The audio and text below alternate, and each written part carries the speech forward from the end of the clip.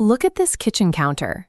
You handle water, rubbing alcohol, cooking oil, and salt every single day. Yet they react to the world completely differently. Water requires a full 100 degrees to boil. Alcohol evaporates right off your warm hand.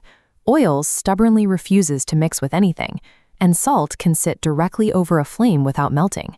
When you're an adult balancing a job and life, sitting down to memorize a long list of chemical behaviors is a waste of time. Instead, you can deduce exactly how any substance will behave using logic. It starts with asking one question: what is the physical shape of the molecule? Second, you ask, does that specific shape give the molecule magnetic poles? Finally, you ask, what invisible force is holding one molecule to the next? Answer those 3 sequential questions and the physical secrets of any material reveal themselves. You stop memorizing facts and you start investigating them. This chart shows the boiling points of 3 common liquids you can find in your house: nail polish remover at 56 degrees Celsius, rubbing alcohol at 78 degrees, and water at 100 degrees. Boiling a liquid does not mean breaking its molecules apart. You are simply applying enough heat to push intact molecules away from each other. The nail polish remover is a polar molecule, meaning it has a positive and negative end, but it lacks the chemical structure to form strong bonds. Because the molecules only have a medium-strength grip on each other, they break away at a low 56 degrees.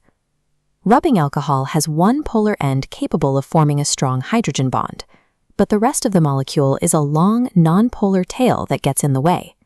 That intermediate grip requires 78 degrees to break. Water molecules are capable of forming hydrogen bonds on all sides.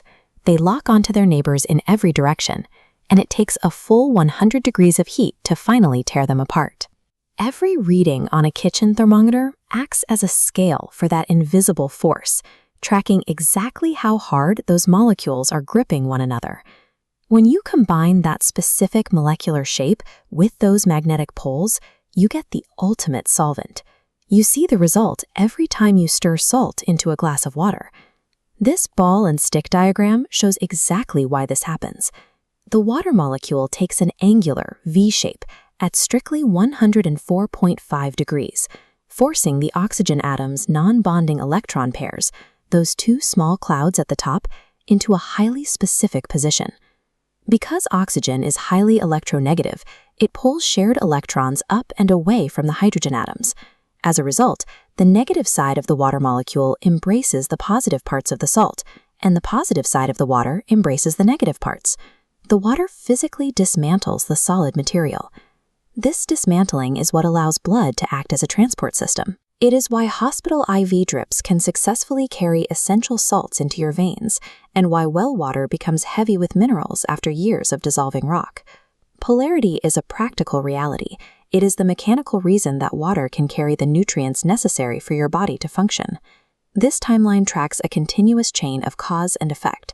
An atom's electrons dictate its position on the periodic table and its pull on other electrons. When atoms connect, repelling pairs dictate the molecule's shape. This shape determines the poles, dictating the water's behavior. Every step is a direct consequence of the one before it. By tracing this invisible chain, you can deduce the chemistry of the world around you without memorizing a thing. Now, there is a new set of everyday mysteries waiting to be solved. Why does a lemon instantly sour your mouth? Why does a bar of soap slice right through thick kitchen grease? And why does a simple antacid tablet neutralize a burning stomach? These questions form the foundation of our next course: acids, bases, and salts. It governs the chemistry of the people who cook, clean, and farm. You began this course with the concept of the electron. Now, when you look at a substance, you have the specific questions: shape, poles, and force, needed to explain how it behaves.